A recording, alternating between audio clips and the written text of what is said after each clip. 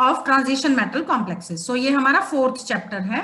पहले क्वेश्चन जो अराइज होता है सबके मन में वो ये है कि why most of the transition ions और देयर कॉम्प्लेक्सेस आर कलर्ड।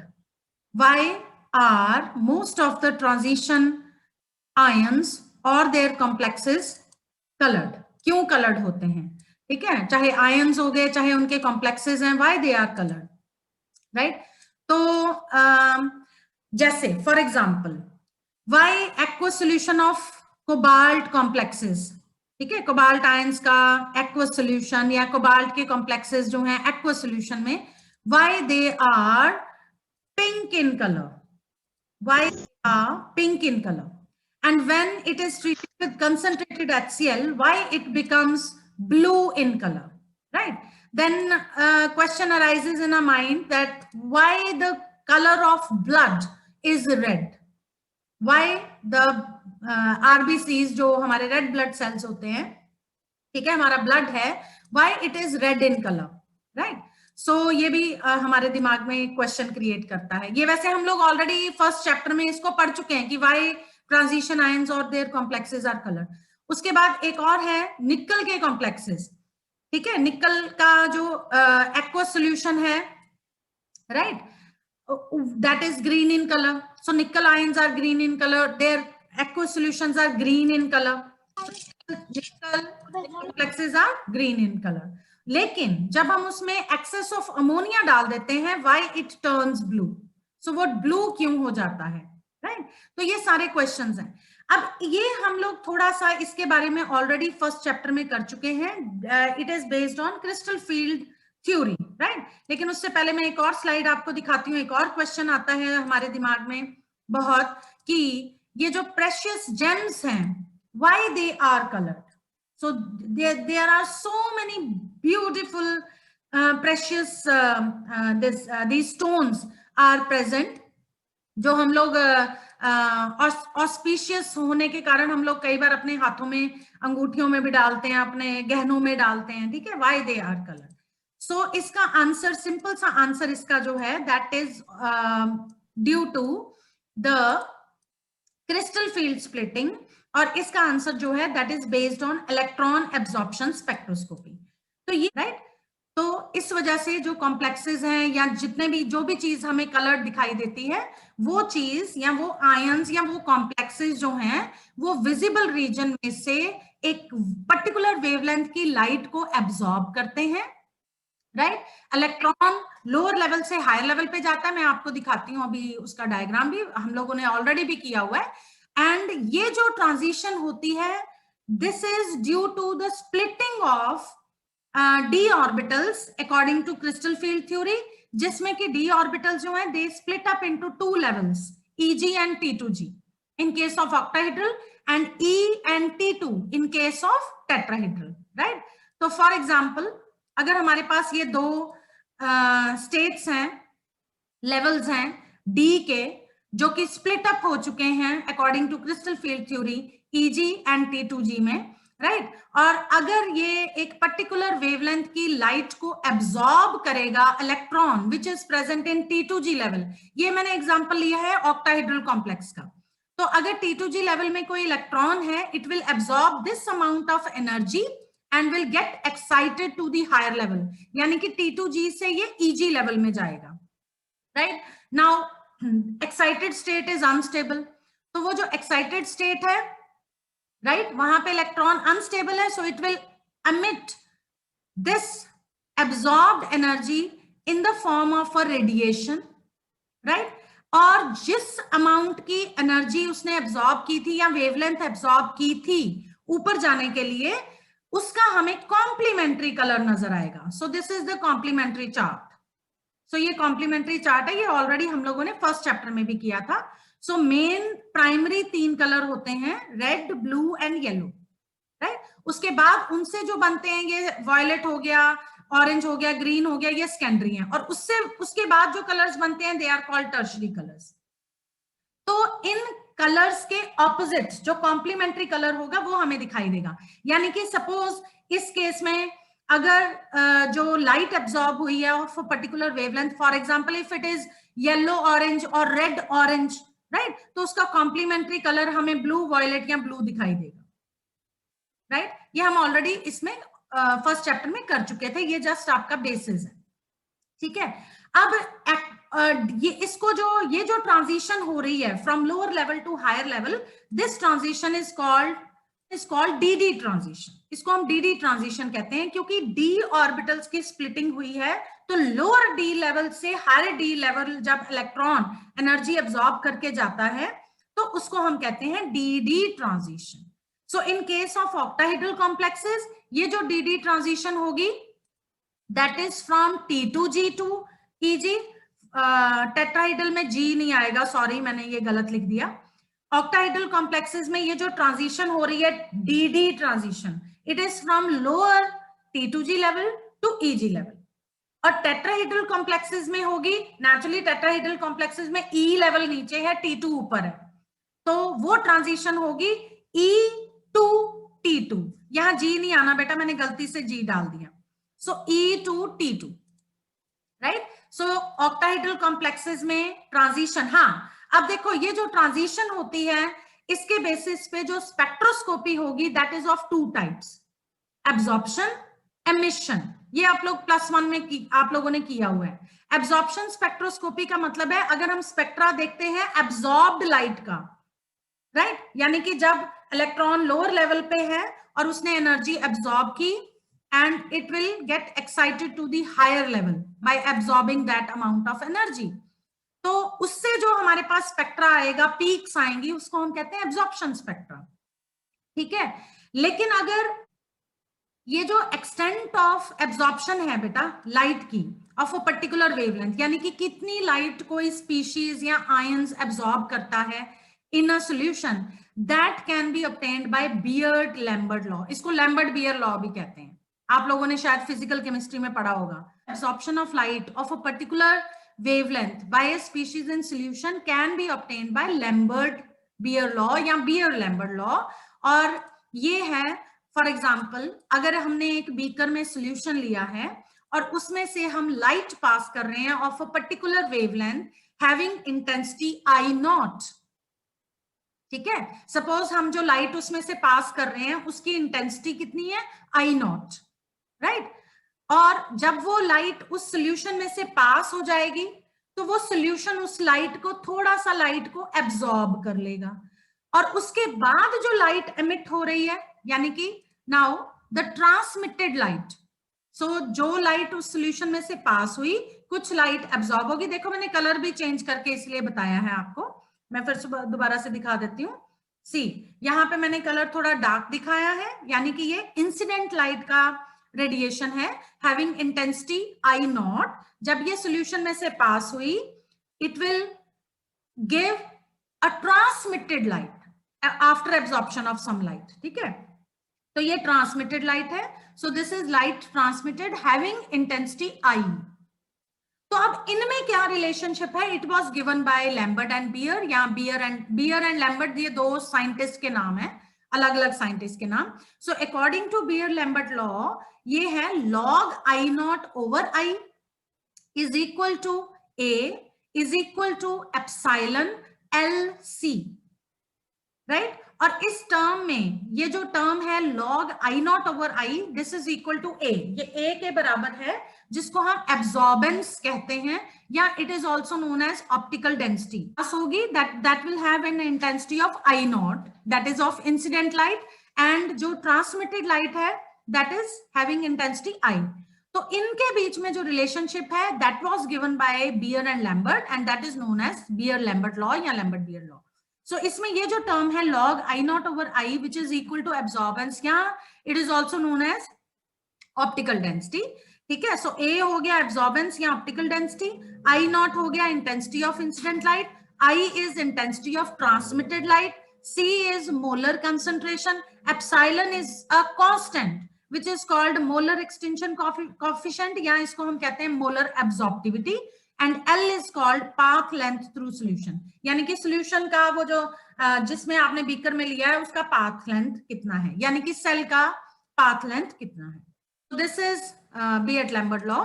सो आगे चलते हैं, राइट। सो इसका मतलब है कि जो स्पेक्ट्रोफोटोमीटर्स हैं, they give spectra as a plot of absorbance versus wavelength और वेव नंबर। तो जब भी हम स्पेक्ट्रोफोटोमीटर में ये जो प्लॉट्स देखते हैं, स्पेक्ट्रा देखते हैं, ये एक्चुअली किसके स्पेक्ट्रास होते हैं? They are spectras of spectras as plots, यानी कि हम इसको प्लॉट करते हैं एब्जॉर्बेंस वर्सेस वेवलेंथ या वर्सेस वेव नंबर। ठीक है, तो हमारे पास एक ग्राफ आता है, पीक्स आती हैं, right, that is known as absorption spectra. So इसमें जो हमने एप्सिलॉन पढ़ा है पीछे इक्वेशन में, that is also known as molar absorptivity, and it is a characteristic property of the species that is absorbing the light and is highly dependent on wavelength. So ये जो molar absorptivity है, constant है epsilon, ये एक characteristic property है किसी भी particular species की, और जो कि वो लाइट को एब्जॉर्ब करती है, एंड एब्जॉर्बिंग लाइट, यानी वो स्पीशीज जो लाइट एब्जॉर्ब कर रही है, एंड ये हाईली डिपेंडेंट है ऑन वेवलेंथ। ठीक है, so a plot of molar absorptivity versus wavelength gives a spectrum characteristic to the molecule or ion. तो अगर हम प्लॉट करेंगे graph molar absorptivity versus wavelength, तो एक जो पर्टिकुलर स्पेक्ट्रा आएगा हमारे पास, स्पेक्ट्रम होगा, that will be characteristic of a molecule, यानी वो उस पर्टिकुलर मॉलिक्यूल का स्पेक्ट्रा होगा। ठीक है, और दो अलग अलग मॉलिक्यूल्स के सेम स्पेक्ट्रा नहीं हो सकते, right. So this spectrum is because of transitions between the states of different energies and provide valuable information about these states and about structures and bonding of the molecule or ion. तो ये spectra जो हैं ये बहुत ही useful होते हैं, क्योंकि ये हमें ट्रांजिशंस बताते हैं between the states of different energies, जैसे T2G to EG या E to T2। अगर ऑक्टाहेड्रल कॉम्प्लेक्स है तो ट्रांजिशन हो रही है T2G to EG, अगर टेट्राहेड्रल कॉम्प्लेक्स है तो ट्रांजिशन हो रही है from E to T2, right. और इसके अलावा भी बहुत सारी ट्रांजिशंस हैं जो हमने आगे पढ़नी है, जो इस चैप्टर में हैं। सो इतना इजी नहीं है, it will now become complicated, right. For simple one electron system के लिए it is very simple, but for multi electron system it becomes difficult because it has many different states जिनमें transition होती है। सो और ये हमें वैल्यूएबल इंफॉर्मेशन देता है अबाउट दी स्टेट्स, कि उसकी स्टेट्स क्या है और उसके स्ट्रक्चर एंड बॉन्डिंग, मॉलिक्यूल के स्ट्रक्चर और बॉन्डिंग के बारे में। ठीक है, सो अगला टॉपिक जो है हमारा, कि ये जो स्पेक्ट्रोस्कोपिक ट्रांजिशंस हैं, राइट, इसमें डिफरेंट स्टेट्स इन्वॉल्व होती हैं ट्रांजिशंस में, लेकिन they are very simple in case of single electron atoms या ions, but for multi-electron atoms or ions it is quite complicated, तो वो थोड़ा डिफिकल्ट होती हैं। तो उसके लिए बेटा हमें उससे पहले हमें ये समझना होगा कि टर्म सिंबल्स क्या होते हैं, उसकी कपलिंग स्कीम्स क्या है। चलो सो आगे पढ़ते हैं आप, term symbols and coupling schemes. तो उससे पहले आपको ये पता होना चाहिए कि जो हमारी एटम की एनर्जी लेवल्स होते हैं या एनर्जी स्टेट्स हैं, they are described by quantum numbers. Now, so quantum numbers are the address of an electron. They are the index numbers. तो quantum numbers अगर हमें नहीं पता होंगे तो हमें नहीं पता लगेगा कि कौन सा इलेक्ट्रॉन कहाँ पे एटम के अंदर, कौन से लेवल में, कौन से सब शेल में, कौन से ऑर्बिटल में प्रेजेंट है, उसकी स्पिन क्या है।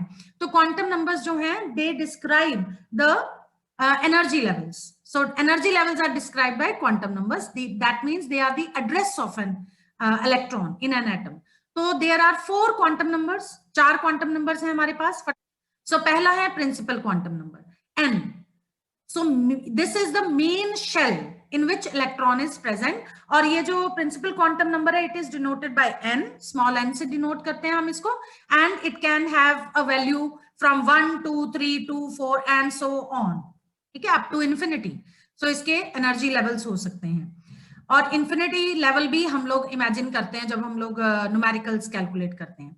दूसरा क्वांटम नंबर है इसका L, राइट। तो L जो होता है वो N के ऊपर डिपेंड करता है, और L की जो वैल्यू है that is equal to 0 to n-1। So 0 to n-1 होती है इसकी वैल्यू। इसका मतलब है कि अगर n है 1, तो L शुड बी 0, तो यानी कि एक नंबर कम, ठीक है।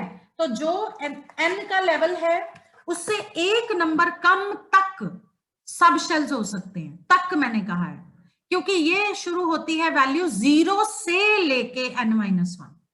तो अगर हम ले रहे हैं n इक्वल टू 2, राइट, तो इसका मतलब है कि वहां पे क्या लेवल होगा, n इक्वल टू 2, यानी कि L की दो वैल्यूज होंगी, 0 एंड 1, 0 एंड 1, यानी कि 0 से लेके 1 तक, यानी n-1 तक, यानी 2 - 1 means 1, right, and so on. So L की वैल्यू जो है it can be 0, 1, 2, 3 and so on. When L is equals to 0, subshell is S. When L is equal to 1, subshell is P. When L is equal to 2, subshell is D.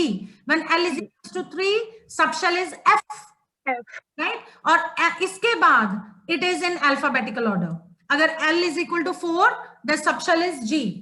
Then and so on. फिर alphabetical order में, लेकिन उससे पहले ये different notations हैं. So L equal to 0 means S. S का मतलब हुआ ये S और P और D और F ये कहां से लिए गए हैं, स्पेक्ट्रा से लिए गए हैं। ये जो हम स्पेक्ट्रा पढ़ेंगे जिसमें पीक्स आती हैं, सो वो पीक्स में अगर पीक्स शार्प है, ठीक है, पीक्स भी बहुत तरह की होती हैं, शार्प, प्रिंसिपल, डिफ्यूज्ड, फंडामेंटल, तो ये S P D F वहां से लिए गए हैं। S means sharp, sharp peak से S लिया गया है। प्रिंसिपल, ठीक है, एक प्रिंसिपल पीक होती है, मतलब एक हम प्रिंसिपल पीक मान लेते हैं और उसको हम कंपेयर करते हैं दूसरी पीक्स के साथ, उसको प्रिंसिपल कहते हैं, और प्रिंसिपल से पी लिया गया है। D means diffuse, diffuse means तो बहुत हल्की सी पीक हमें दिखाई देती है, एंड 1 इज फंडामेंटल, वहां से एफ लिया गया। उसके बाद तीसरा क्वांटम नंबर हमारे पास आता है, that is magnetic quantum number, which is also known as M, right. यहाँ पे पैरों में छोटा सा एल लिखा हुआ है, राइट, एम एल, क्योंकि एम की वैल्यू जो है that depends upon L, right, और एम की वैल्यू होती है -L से लेके 0 से लेके +L, राइट। तो अगर L इक्वल टू 0 है तो M इज इक्वल टू 0, अगर L 1 है तो M is equal to -1, 0, +1 and so on, right. So ये M की वैल्यू होती है, और इसको हम एक फॉर्मूला से भी निकाल लेते हैं कि कितने सब शेल में कितने ऑर्बिटल्स होंगे, that is M is equal to 2L + 1। कहती हूँ L इज इक्वल टू 1, मैं आपसे पूछूंगी बताओ L इक्वल टू 1 में कितनी वैल्यूज होंगी, तो हम फॉर्मूला लगाएंगे 2L + 1, 2 × 1 + 1 यानी 3। वो 3 वैल्यूज कौन कौन सी होंगी, -1, 0, +1।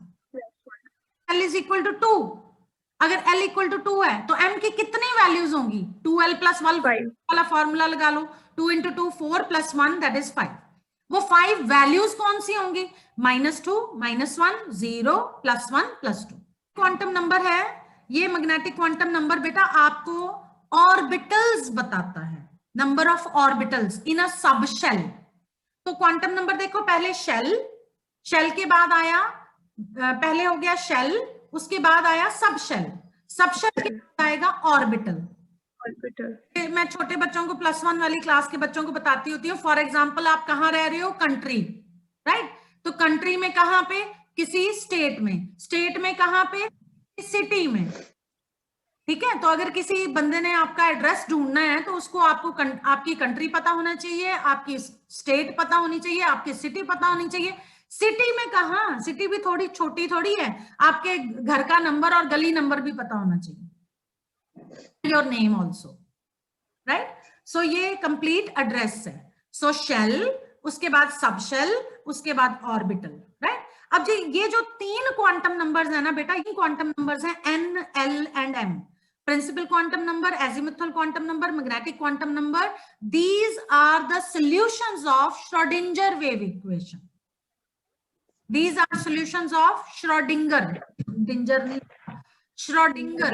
wave equation. So ये श्रोडिंगर वेव इक्वेशन जब सॉल्व की गई थी तो ये कांस्टेंट्स को यूज किया गया था, these quantum numbers were used, N, L, M. So these are the solutions of Schrödinger wave equation. जबकि ये जो चौथा क्वांटम नंबर है which is known as spin quantum number, जिसको हम S, आप लोग छोटी क्लासेस में S, स्मॉल s से डिनोट करते थे, यहाँ पे हम लोग m के पैरों में s से डिनोट करते हैं, राइट? तो है वही स्पिन क्वांटम नंबर, क्योंकि ये जो स्पिन क्वांटम नंबर है ये हमें बताता है कि इलेक्ट्रॉन जो है ये न्यूक्लियस के आसपास रिवॉल्व करता है, लेकिन अपनी एक्सिस पे भी रिवॉल्व करता है, रोटेट करता है। तो जब अपनी एक्सिस पे रोटेट करता है तो it can rotate either in clockwise direction और इन एंटी क्लॉकवाइज डायरेक्शन। तो यहाँ क्लॉकवाइज डायरेक्शन में रोटेट करेगा या ये एंटी क्लॉकवाइज डायरेक्शन में रोटेट करेगा। तो अगर क्लॉकवाइज डायरेक्शन में रोटेट करेगा तो इसकी वैल्यू क्लॉकवाइज है तो उसकी वैल्यू होगी +1/2, अगर एंटी क्लॉकवाइज है तो उसकी वैल्यू होगी -1/2, राइट? तो आज के लिए इतना ही।